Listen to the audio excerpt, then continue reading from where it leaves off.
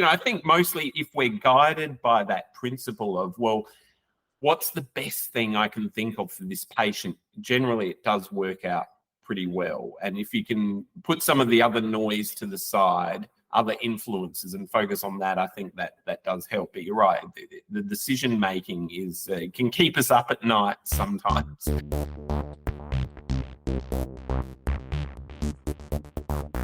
Welcome to Psychiatrist. I'm Dr. O'Leary, and today is Monday, June 22nd, 2024. I am your host, and this is a podcast about psychiatry and neuroscience. And today, I'm very happy to bring you an author and forensic psychiatrist, Dr. Michael Schirripa. Now, Michael has written a book. The book is called Mindhunting, and it's a thriller that involves a forensic psychiatrist. And I won't say a lot more because you'll learn more soon. And also is the host of a podcast about forensic psychiatry. Today, we're going to talk about his journey being a forensic psychiatrist and writing this novel that he recently released. We will also get sidetracked talking about things like medical ethics and Australian football and mental health stigma and what might go through your mind when you find out that one of the patients on your inpatient psychiatric ward is pregnant. And just like all my other episodes, I need to first warn you that this podcast is my own creative venture. No one else is responsible for its content but me. Anything that I say or that Dr. Schirripa says on this podcast is our own opinions and does not represent the opinions of anyone else. Let me not waste any more of your time. Let's get right to the interview. Dr. Schirripa, welcome to Psychiatrist. It's a pleasure to have you. Well, thanks so much, Ryan. It's wonderful to be on the show. Thank you for asking me on. Yeah, I'm excited to have you on. I was contacted by, I guess, your publicist, and she introduced me to your work. You have a podcast about forensic psychiatry, and you also recently published a book called Mindhunt, and then your podcast is called Mindhunting. Is that correct? Yes, that's right. Yeah. And I've enjoyed both of those immensely. Real quick, I just wanted to ask you to introduce yourself to the listeners. Tell them maybe a little bit about your background and then what got you interested in literature and publishing a book, especially a book about forensic psychiatry. Oh, well, thank you. I'm glad you're enjoying the podcast, Ryan. That's lovely to hear. Well, it's been a long and circuitous journey, I think, for me to get to this point. I mean, it really, like a lot of developmental themes, I guess, it all started in childhood for me. I was always a voracious reader in childhood. I had bad asthma as a child, and I spent a lot of time home from school, and, there's not a lot you can do. So I'd always be reading. And then I started writing these little short stories just to sort of fill in the time, really. And sometimes I would literally copy other stories out of the books I was reading just to learn what it was like to try to write a proper story, that sort of thing. But then throughout high school, I loved literature and reading still, but I really didn't know what I wanted to do with my sort of career. Yeah, and for the listener, they can't see you, but I can see into your room, and you have piles and piles of books behind you. Yeah. I think I've got some hoarding behaviors there that we won't talk about. But, okay. But I think that, I find it hard to let go of books. And I do have an e-reader, Kindle, but I do love physical books, I must say. There's something magical about them. I always had thought of going to medical school and, becoming a doctor, but I don't know that I ever had the confidence to pursue that at times. But I had this sort of epiphany where after high school, I was a bit lost and wasn't sure what to do. So I enrolled in an arts degree and did an English literature major, within that, and just absolutely loved that. But at the same time, I was still unsure in terms of a career, but I still had this idea of going to medical school floating around in the back of my mind. So Australia moved towards a graduate medical school program, much like in the United States, which was ideal for me and where I was at in terms of the stage of my own education and training. And at the same time, I actually became really interested in psychiatry specifically from a few different sources. We had a long-term neighbour of ours who, in retrospect, I realised was very unwell with schizophrenia. And I would often have these conversations with him when he was both well and unwell. And that was really just fascinating to me. What was happening to him? Why was he saying these things? And what was going on in his mind? And then in my English degree, I did a lot of literary theory. So we looked at sort of psychoanalytic themes related to literature, which again really sparked my interest really in the human mind. And then when I was in medical school, it became clear that that was really what I wanted to do. I really enjoyed working with patients, rather than on patients. And so, I really enjoyed that element of medical school. And then it was straight into did my psychiatric residency here in Australia, and then subspecialised in forensic psychiatry. I think what drew me into forensic psychiatry specifically, that intersection between mental health and the law, was that it had that analytic component to it. I really found that it was such a deep dive into people's minds, what brought them to this point, these mentally ill offenders, what happened to them? They each have their own story, right? And you absolutely love stories, yeah. Yeah, it is. You're right, Ryan. That's exactly what it's like. It's all about people's stories. And I think forensic psychiatry afforded you the time and space to be able to really look into these things a lot more deeply than other areas of psychiatry, to try to piece it all together, to understand how and why these patients ended up in the predicament they were in. It was a long journey, but a very fulfilling one. And it also allowed me to, I think, keep my reading interests up.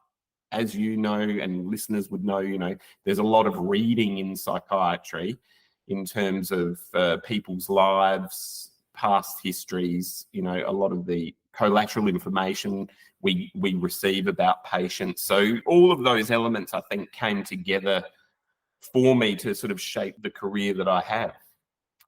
Yeah, and as a forensic psychiatrist, you have a different relationship with patients, or actually probably don't call them patients a lot of the times. The people who you're interviewing at the time and trying to learn about.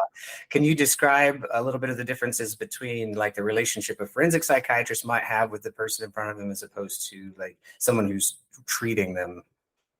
Yeah, look, that's such a great point, Ryan. And there are some significant differences, because when someone's coming to see you for a forensic psychiatric assessment, it's first and foremost not for treatment. It is for an assessment is what it's all about. Traditionally, if someone comes along to see a psychiatrist, of course, they're coming for symptomatic relief and, direct treatment.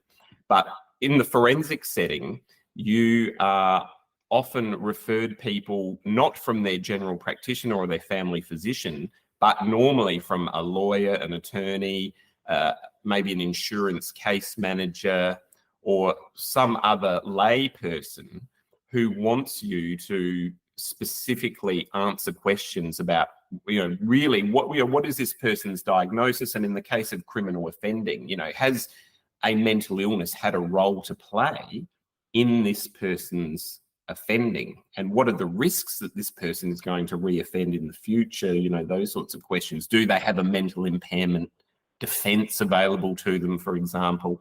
So the focus is very much on trying to elicit as much clinical information from the person you're assessing, because what you want to get to is, as much as you can, the clinical truth as to what has happened to this person, what their symptoms really are, what their psychiatric history is, rather than focusing on treatment. And it's different because you really don't want to be putting words into their mouths.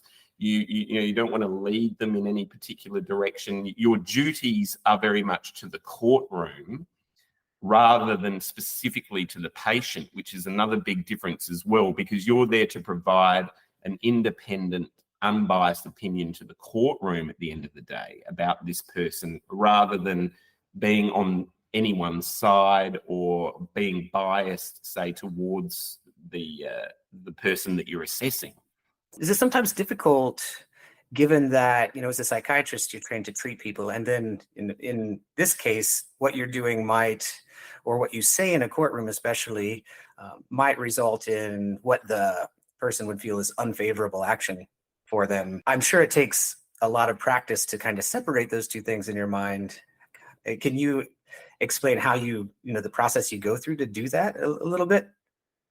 Yes, I mean that's another great question, because you're right. You're in a situation where you may be, as you say, saying things or reporting things about a person you've seen that they're not happy with, that sometimes they can even take great offense to, or at the same time, on the other side of the ledger, people often, it's in their interest sometimes in these particular settings to be diagnosed with a particular psychiatric disorder, because it may lead to them, for example, in a criminal sense, being found not guilty by mental impairment, or in a civil sense, allow them to receive financial compensation. So you do have to be very careful about sticking to the actual clinical medicine, I think, that you're being presented with, especially in cases where, say, your diagnosis of a person may be a personality disorder, which again, some people can take sort of great offense to at times and not be very happy with at times. Yeah, well, that will happen even if you're not a forensic psychiatrist. Yeah, well, sometimes, right? Yeah. That's right. I think we're all in the same situation there. But it is, I think, the important thing is reminding yourself that, the brief you have here and the goal that you have here is to make as accurate a diagnostic assessment as you can. And also, as we were saying, that really your responsibilities lie to the courtroom at the end of the day. And by that, I mean, you're giving your opinion to an independent arbiter of the facts at the end of the day. And so that's what's important. And I do make that very clear to every person that I do assess, from the get-go, as part of that process. When we get going with an assessment, and a part of their consent process is that I explain that role very, very clearly. So that does help as well, because, a lot of people who come to see me for a forensic evaluation, they do believe that they're coming for treatment, even though they may have been told otherwise, say by their attorney or by someone else. It's still very important to clarify that. And I think that does help a lot. And also, remembering as well, a lot of times as psychiatrists, if we're referred someone for treatment, for example, it's by another doctor, of course, usually, say, a family physician. So when we write back to the family physician, we're writing to a medical colleague. So, of course, we can use particular terminology in a way of writing. But again, in forensic psychiatry, you're often writing back to lay people, certainly to non-medical, non-psychiatric people who are reading your reports. So again, it's really important in terms of, and this is where the writing kind of comes into it for me and is quite appealing. It's about trying to communicate your opinion and why you've reached your diagnostic opinion in a writing style that can be understood and make sense to a non-clinician. So trying to avoid jargon or explaining terminology, explaining what medications are or symptoms are or whatnot. Because I do, like yourself probably, I've seen a lot of reports written where the psychiatrist has not explained these things, and the lawyer or the social worker or the judge, reading these reports may not be able to make head or tail of them because they're still in jargon terms. So that's an important part, the actual report writing element as well. That's important, even just when you're talking back to a patient in a regular practice, to try to remove all the jargon, not assume that they understand any of the medical terms or what the medications are. Like if I were to say an SSRI, like, yes, to me, that's like second nature, but to most people that it's like, what? Yeah, exactly. So all of those things do help I think in that context of a forensic assessment versus a normal sort of clinical psychiatric assessment. I've been reading your book, Mindhunt, and the main character, Dr. Jack, is it Giorgio? Is that how you? Yeah, that's right. And he's working in a forensic unit and actually treating patients, which is a little different than being a forensic evaluator and writing a report. So we do have forensic psychiatric facilities out there, which are they're sort of a hybrid, of course, between a jail and a psychiatric hospital. So there is sort of, say, a maximum security psychiatric hospital where you can have two types of patients admitted there. You can have, say, the regular prison population, say, where prisoners are, say, sentenced for a particular crime. So if they need inpatient psychiatric treatment outside of the jail, they can be sent to a forensic psychiatric unit for treatment, and then they're discharged back to the jail. And then you also have the group who are those who have been found not guilty by mental impairment or have the insanity defence, who still need secure psychiatric treatment, but they can't be held in a prison as such. So we have these facilities sort of out there that can treat psychiatrically treat this sort of prison population. Yeah, and I think some people, you mentioned earlier that maybe some people could benefit from a determination of having a mental disorder that, kind of resulted in their actions. But some people might seek that out as a way to kind of not, I guess the word we would use is malingering, although we don't really like to use that term a lot, but definitely happens sometimes. And I was listening to another forensic psychiatrist who told me that often if they do get a diagnosis, it could end up worse for them, because then they go to a unit where if you're given a sentence by a judge, you spend this much time and then you're eligible for parole and then you get out. But if you are sent to a psychiatric facility, then the time you spend there in a lot of ways is determined by like the treatment you have to receive, and you could end up being in a place a lot longer or have worse outcomes if you do malinger. That's right.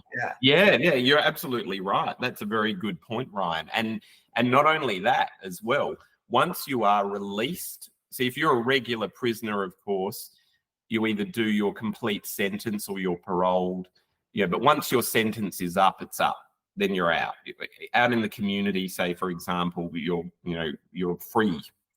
Whereas if you go down the mental impairment line, even once your sentence may be up and you're out in the community, you still will very likely be tightly followed up and have to continue with treatment, even once your sentence has expired as well. Because again, you're right, then it becomes very much a clinical decision. And if the clinical team looking after you still believe, oh, maybe you do need more, you just have to comply with that. And so it can go. So it's you're right, it's a very vexed issue. If people want to go down that line, they often don't think through all of those consequences. Yeah, and I think sometimes the public sees it as an out when it's not necessarily an out. No, it has consequences itself. Yeah, that's right. That's exactly right. It can lead to even a greater level of supervision and scrutiny being placed on the person than if they were actually just found regular guilty of their crime. So, Michael, let me pivot a little bit toward your book. It's gotten into so many different themes, and I'm really impressed with how much you're kind of packing in there. Why don't you just give the listener an idea as to what is the book about? And then we can go from there. Yeah. Oh, wonderful. Yeah. So the book really is about this young. He's quite green, but he's a very astute and ambitious, successful young forensic psychiatrist Dr. Jack Giorgio, as you said, who lands this dream job at this brand new purpose-built forensic psychiatric facility in London. And one of the lures for him to get this job is he is working with Professor Nathaniel Mortimer, who is this global guru almost of forensic psychiatry, who's been around for decades and is sort of one of the most eminent physicians in the world, and certainly one of the most eminent psychiatrists in the world. So he's thrilled to get this job at this brand new facility. However, once he starts working there, he starts to question what may be going on around him. He starts to realize that perhaps the professor is not who he thought he might be. And the professor tries to lure him into a different kind of world, which of course, Jack, being ambitious and wanting to sort of please this sort of authority figure, wants to sort of go along with. But you can see some of the conflicts starting to arise in him as time goes on with that. And while that's happening, at the same time, the ward where Jack is working, they have this very unusual, enigmatic male patient admitted who's been charged with a horrible crime. But no one can understand what is going on with this particular patient. He has no name, no identity. No one has come forward to claim him. And he has a particular type of mental state and a particular type of presentation that's very confusing for all the staff. So no one knows what's going on there. And Jack is trying to look into this to see what's going on, because he's sort of never seen anything quite like it. I don't want to give away too much. There's some elements there. So No, yeah. So I try to set the scene as to what it may be like in some of these forensic psychiatric facilities, and some of the dynamics that can happen in medicine as well, between professors and junior staff and medical students, and how some of those hierarchies can influence people, which I believe they can, and sure. All of those dynamics. I've noticed that you use those interactions between the senior staff, psychiatrists, and the medical students to actually discuss psychiatry, forensics, and different principles, and put them into more plain words, because the staff have to explain to the medical students, what's happening, and they can't just use the technical language. They have to do it in a more kind of a lay way, so that they can guide them into an understanding. And by doing that, the reader, who in most cases is not going to be a medical student, I imagine, is also learning about these things. And so I thought that you do a great job of having these fascinating discussions happen in the book that can be edifying to whoever's reading it too. So they'll understand a little bit more about psychiatry in general because of that.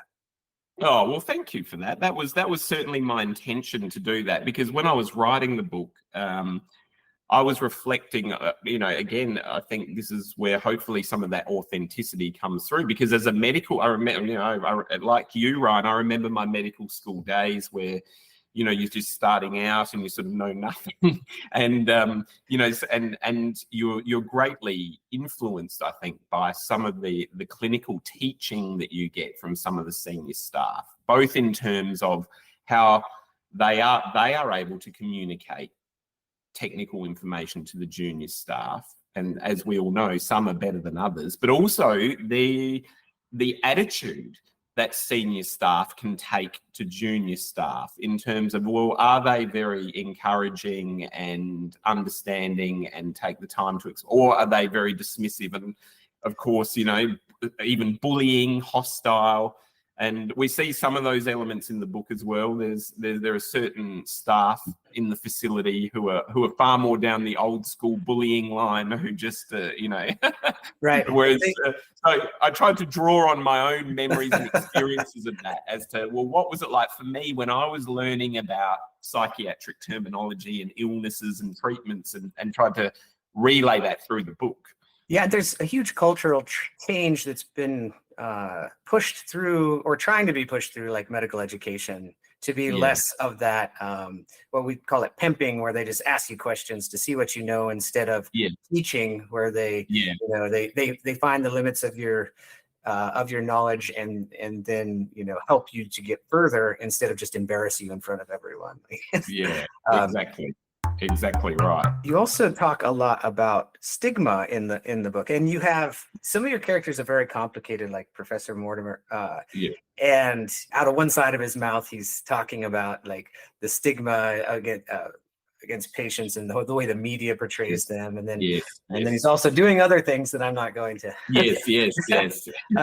talk about on the podcast. But can you talk a little bit about that stigma and how you see it in society, and why you address that in the book? Oh, thanks for bringing that up, because I think that is an important general theme out there still in mental health, and something, again, I've tried to incorporate that into the plot of the book, because I think, yes, we've come a long way in particularly the last 10 or more years, I think, in terms of generally in society reducing stigma, and in particular having people feel able to come forward with their mental health problems and seek help, rather than hiding away in the shadows like had been the case for so many decades. So I think that side of things has certainly improved, but I still think there is still a lot of language out there that gets used in a derogatory way or in a punitive way about mental health and mental illness, and a lot of terminology still gets thrown around, even casually out there. Can you give me an example? I know you're really good at pulling up like actual pop culture references. In your podcast, you do it all the time, and it's fantastic. Like right now, can you think of anything in particular you've heard maybe recently that is an example of that? Well, in the media recently, there have been a big sport in Australia is Australian football, of course, which some of your listeners may have heard of. It's a bit hard to describe efficiently, but probably like with the NFL or the NBA or other professional sports, there's a small percentage of athletes who have drug problems, of course, like in any part of society. And increasingly, athletes are coming forward with mental health problems as well, certainly. And, the concussion issue is becoming a big thing here as well. Like I know in the NFL, that's been a big thing. But when people come forward with mental health concerns, it still gets reported as, such and such is battling their demons or fighting their demons. And there is still that sort of almost that kind of mystical good versus evil, religious type of terminology that can be used. Just as one example like that comes into my head, where people are coming forward with mental health problems. We're talking about a medical condition here. We're not, even though it seems like a fairly casual comment to make, I think terminology like that, or just sort of someone who comes forward with a depression, they say, oh, they're crazy. It really misses the mark. I think also, like, if you say something like they're battling their demons, that gets people's wheels moving, and they're like, oh, there's something in their past that, explains all of this, and that they did a really bad thing, or so. So it gives people a lot of fuel for just speculation about the person that's not really warranted. Yeah, that's right. So in the book, I try to, as much as I can, work that into it. I mean, we still have the old chestnut of, people believing that schizophrenia is the same as someone who has a multiple personality disorder or dissociative identity. That's something that I try to address a little bit in the book as well, to a degree, because you also do a great job on your podcast so the podcast actually would be a fantastic companion to the book in a lot of ways, especially for anyone who's not all that familiar with psychiatry or forensic psychiatry in general, because you explain things that are very much in the popular media, things like narcissism, other personality disorders, and like what it means to be psychotic, the differences between like schizophrenia and other things, and and your podcast is very accessible to just about anyone, just like the book. So I think that's when I was listening to it, like one of your major strengths, and I think it comes from your literary bent, is to be able to explain things in a way that is both simple and profound, and to really tell a great story. You also start out almost every podcast episode with a story. Yeah. So it grabs me right at the beginning, and I'm really invested in it almost immediately. Oh, well, thank you, Ryan. That's lovely to hear. I very much appreciate you saying that. That's fabulous. Yeah, but you're right. I wanted to try to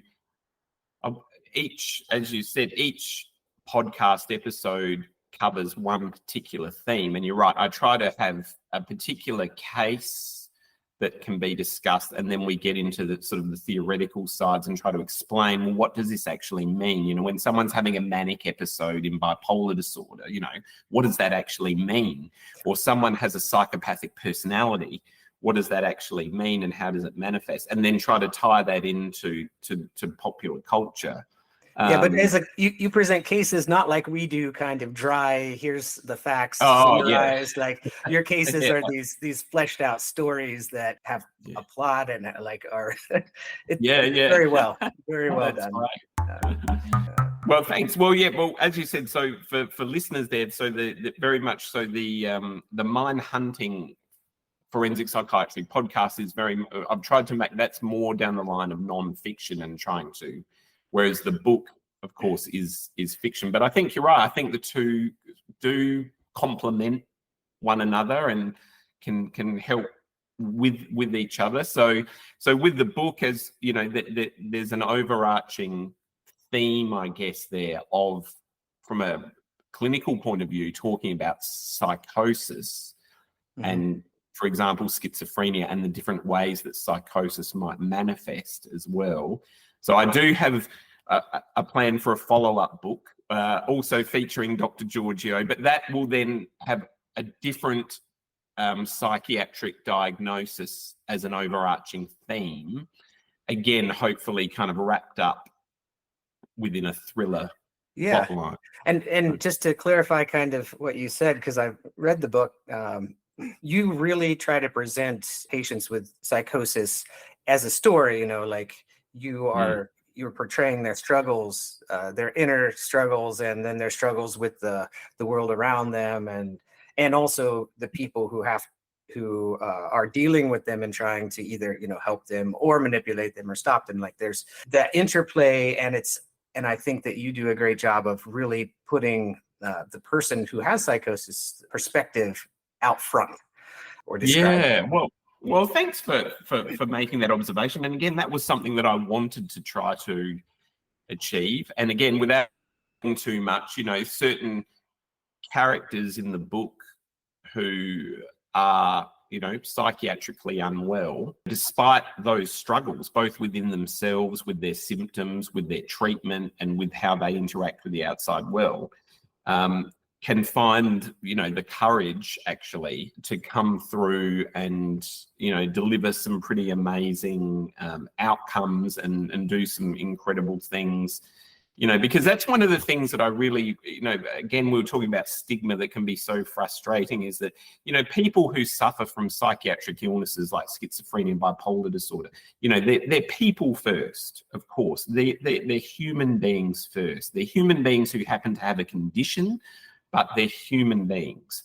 And because of that, of course, they all have a personality. They all have opinions. They have views about the world and experiences and all of that. And I wanted it to come through in the book that even though people can go through horrible illnesses at times in their life, they are still intelligent people. They are still emotional people. They're still people who can, of course, function out there in the world and do incredible things. You know, I think that, and you know, that's something that, again, I think we can all get lost in sometimes, to just see someone, they're just a schizophrenic, that's it. Right. You know, no, that's not the case. These are people who have a condition, but they're still people who can, you know, live incredible lives despite their struggles, you know.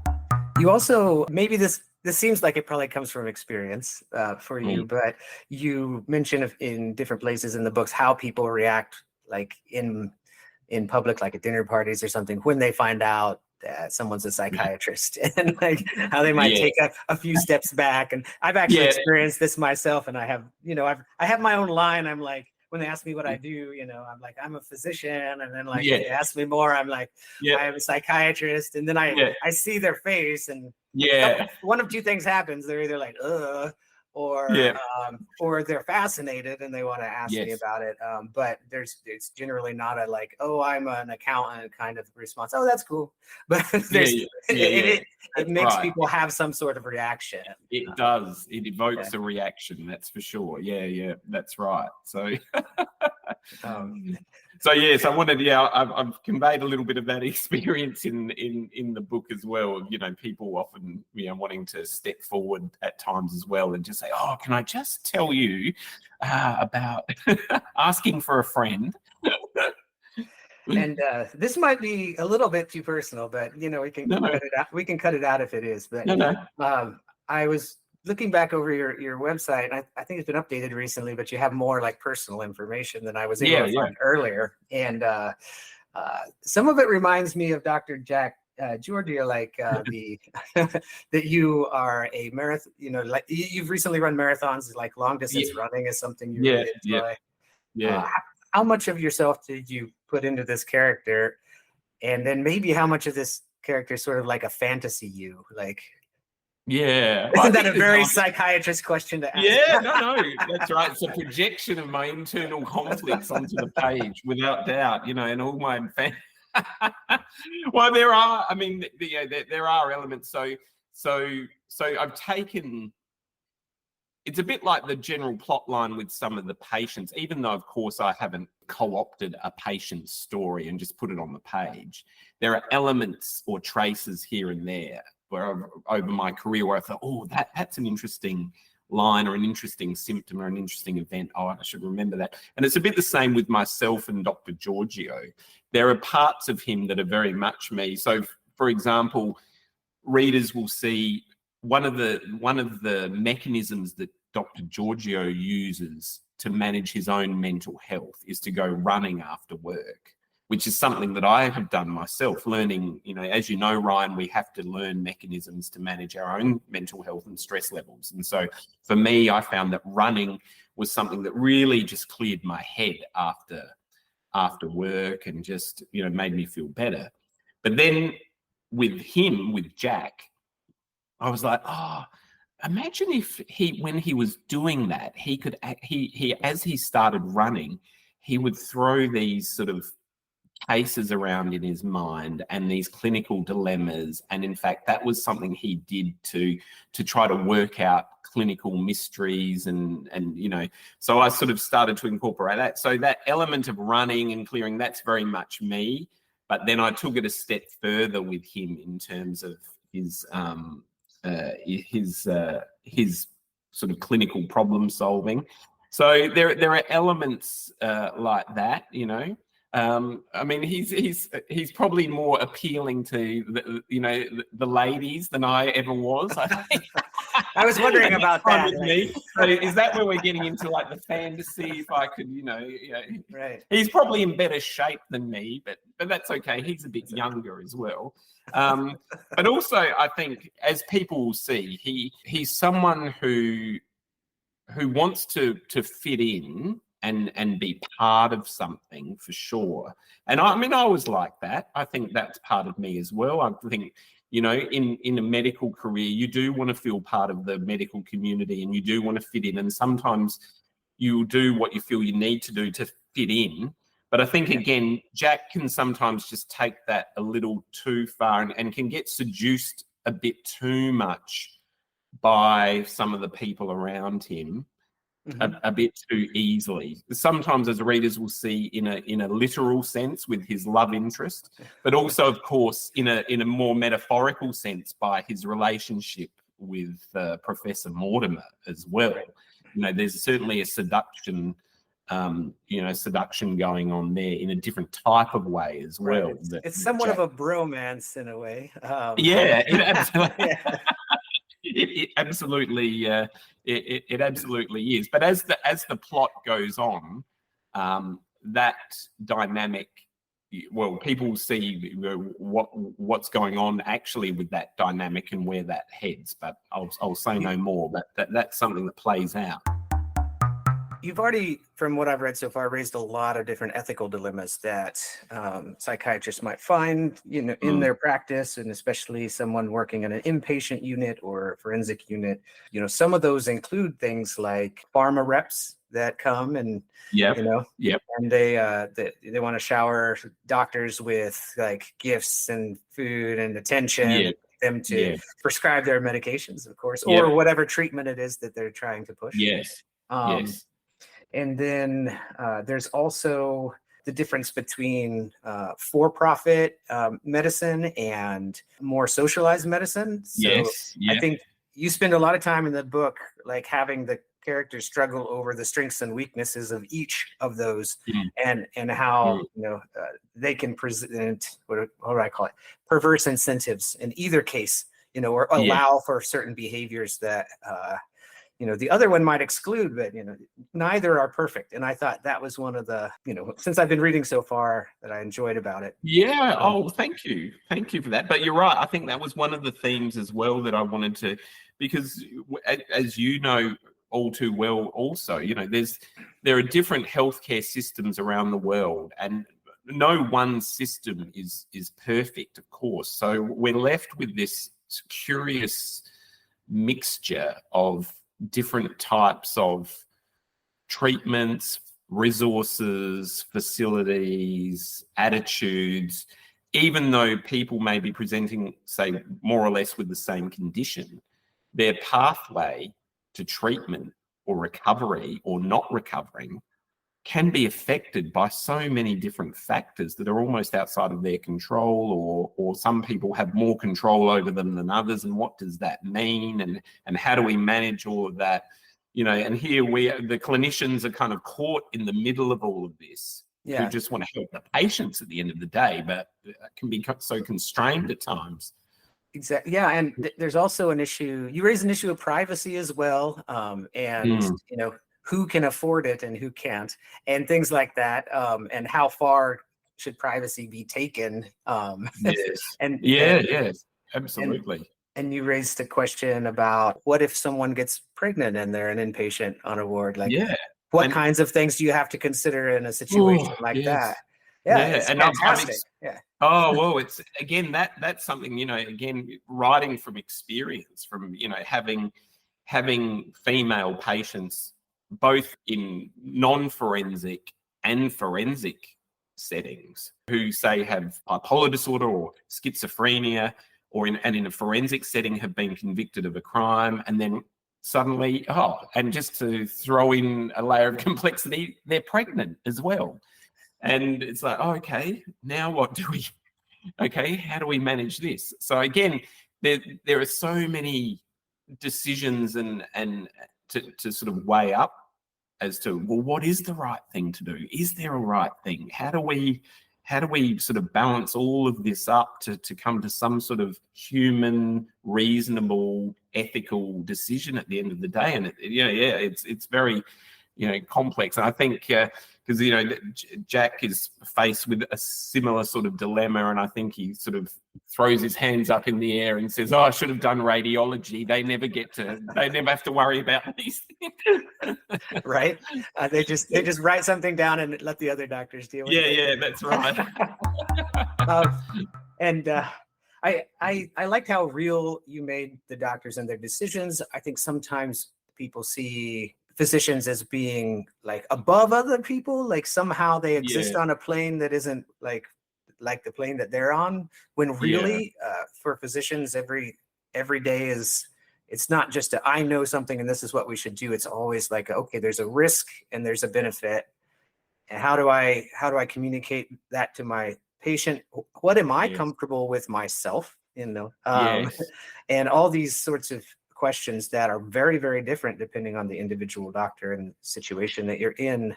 And I think you incorporate that into this book very well. Again, thanks for that, Ryan. I think that's right. I think the decision-making process in medicine, and I do believe particularly in psychiatry, it's often very subtle, and there's a lot of complexities that are so difficult to weigh up, and a lot of things just can't be quantified either. There's a lot of qualitative decisions that need to be made, and often you've got two very much opposing ideas that you need to reconcile somehow. And sometimes you just, at the end of the day, have to make a decision and really hope that what you're doing is the right thing by the patient. But I think mostly if we're guided by that principle of, well, what's the best thing I can think of for this patient, generally it does work out pretty well. And if you can put some of the other noise to the side, other influences, and focus on that, I think that does help. But you're right, the decision making can keep us up at night sometimes, ruminating over clinical dilemmas. Yeah, and so you've written a book before this, it says on your on your website. Tell me about that one. About my grandfather, yeah. So that was one of the things that kind of was a bit of a prelude to me writing the Mindhunt book, even though they're not related in terms of plot. So my grandfather, who was an Italian migrant who came out from southern Italy as a very young man, he was only 16, and he came out on his own after his own father was killed back in it. He was the eldest of 5 kids. Wow. So he decided, look, we had no future here. So he came out on his own. It took 2 months on a ship to come to Australia. And he settled here and eventually worked his way through and brought his whole family out, eventually, his siblings, his mother. And so as he was getting older, he would be telling these stories, again, as we were saying, storytelling about his life. And I was like, wow, I should get this down, because this is real history, family history. And once he's gone, these stories may be gone with him. So he was approaching 90, and I started to do a series of recordings with him just to get some of these stories down. And I thought, I could turn this is fascinating. I could turn this into a book. So I wrote a biography, essentially, of his life story. And when he was 90, I had it turned into a book, and we presented it to him for his 90th birthday. And it was a very lovely moment, very, very. But the good thing was that kind of got me into the mode of writing every day. That was the benefit of it, trying to establish a routine every day, a habit of writing. And so I started with Mindhunt then. What was the origins of Mindhunt? I thought, I've got this idea that I wouldn't mind trying to, so I'll stay. And then so it just sort of went from there. And then over the last few years, it's been back and forth to getting that done. But it was a lovely thing to be able to get his story down, and now generations that have been born since he's now long passed away, but generations that have been born since then can now read his story and get more of a sense as to where they've come from. Yeah, sounds like you might have picked up some of your storytelling abilities from him. Yeah, I think so. He could really hold an audience with some of his stories.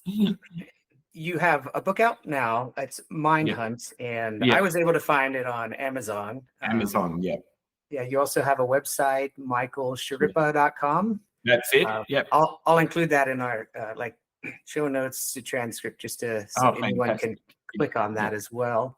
Yeah. And people can find me on Instagram as well, under Michael Schirripa author as well, if they want to follow me there for any, because I do some reels, short videos on Instagram as well, where I talk about some psychiatric things, talk a little bit about some pop culture as well quickly. And so if people are interested in that side of things, they could follow me there as well. Yeah, and you have an enormous knowledge of pop culture. I can tell this from your podcast, because you always include, like, somewhere near the end while you're wrapping everything up, a pop culture reference, and you kind of explain how it relates to the topic. or maybe how it deviates from the topic a little bit and shows maybe a not completely accurate version of what's going on. Yes, yeah. I've always been fascinated with that interplay between films, TV, books, and particularly mental illness. How it, like you said, how it can be accurate, but how it can be so inaccurate as well, and what are the differences there? Yeah, I annoy my wife because when she's watching it, like, she loves the medical dramas, the ones that are basically soap operas, in the emergency room or with surgeons and stuff. And so I really have to keep my mouth shut, or try to, because I just ruin it for her, and then I don't want to do that. So yes, I know the feeling. Yeah, another thing that happens, I think, to any doctor, and is that once people find out you're a doctor, your family members, you suddenly start getting calls, and then from friends, they'll tell their friends, and their friends call you. I think, especially with a lot of the stigma around mental health, having just a trusted person who is like in the know about things can, for some people, be maybe the thing that actually convinces them to finally go see someone, when someone they trust, someone like a friend of the family or in the family, can say, hey, you can get help with this. That we were able to do stuff, and I highly recommend that you go see someone. Yes. Yeah. Very true. Very true.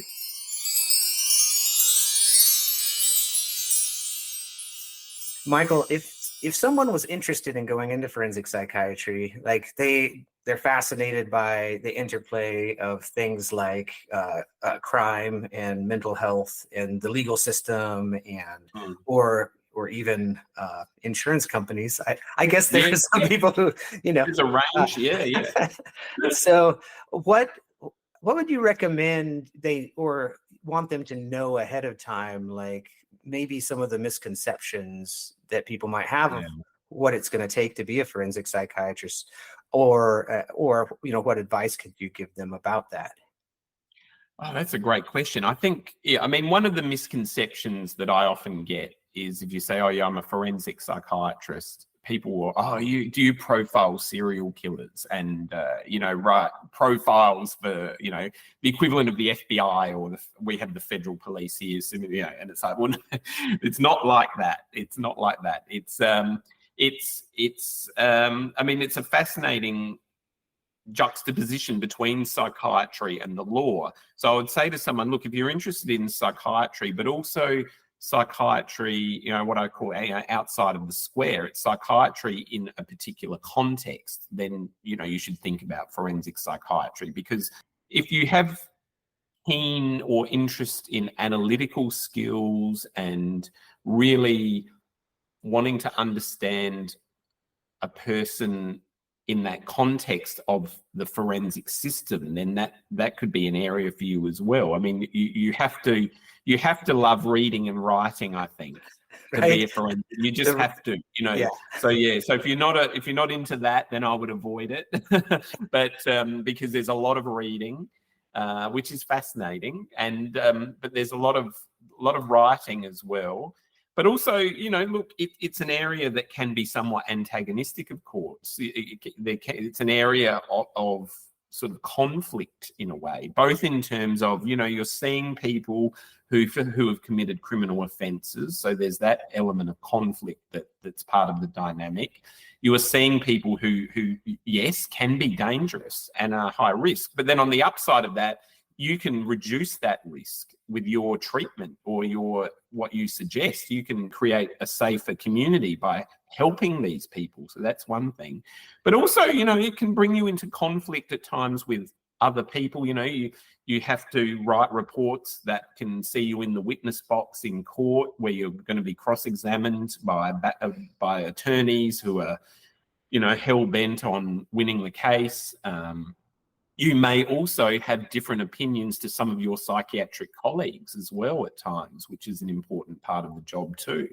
So you have to be prepared I think, to have confidence in your clinical skills and your assessment skills and your own abilities, and then convey that to, as we were saying earlier, Ryan, convey that to lay people in order to help this process roll on. So if you're interested in those things, definitely, and see if you can speak to a forensic psychiatrist about it, and what advice they might have to offer as well. And of course, you're very much working in institutions, prisons, secure psychiatric facilities. So it's very important that outside of work, you have interests and pursuits and things that can take you away from that. That is so important as well. I mean, I think that's true in medicine generally, in psychiatry generally. You've got to have outlets outside of work where you can just release your own anxieties or build up of tension and work stress as well. So all of those elements are important in forensic psychiatry too. Dr. Schirripa, I have really enjoyed this conversation today. I highly recommend Mindhunt, your book, and your podcast, Mindhunting. It's been wonderful speaking with you. I've just enjoyed this so much, and your podcast as well. Wonderful. So It's been so great to chat to you, and thanks for your support with all of this and your lovely comments about the book and the podcast. It's been wonderful. We should we could chat again. Thank you, Michael. All right, we'll talk soon. Thanks, mate. We'll see you later. Bye. Bye. Bye. Bye.